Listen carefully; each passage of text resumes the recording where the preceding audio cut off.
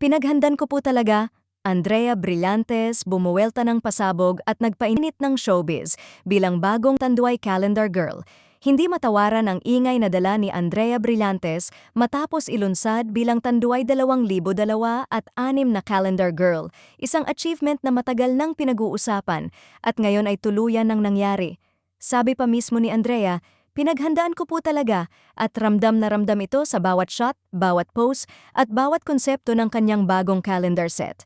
Hinangaan siya ng fans dahil hindi lang basta sexy ang mga kuha niya, may klase, may karakter, at may lakas na hindi mo basta makikita sa ibang artista. Sa grand launch event, dama ang confidence at maturity ni Andrea.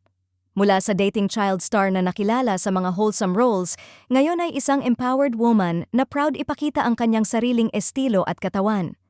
Kahit nagkasakit siya bago ang photoshoot at hindi nakapag-workout ng todo, pinili niyang yakapin ang natural na anyo niya.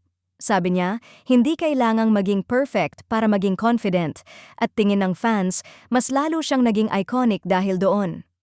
Ang tema ng calendar na Iconic Era ay tumama sa pinaka-essence niya ngayon.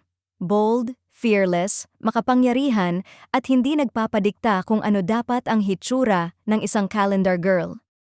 Sa bawat photo, ipinakita niya ang iba't ibang aspeto ng pagkatao niya: soft, dramatic, elegant, fierce, at confident, isang transformation na nagpakita kung bakit siya ang napiling maging mukha ng Tanduay para sa buong taon.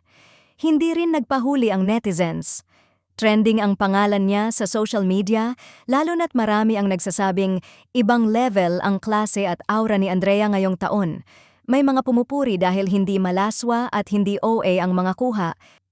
Maraming netizens ang nagsasabing proud sila kay Andrea dahil pinaninindigan niya ang pagiging modern Filipina. May boses, may tapang, at hindi natatakot lumago at mag-evolve sa mata ng publiko.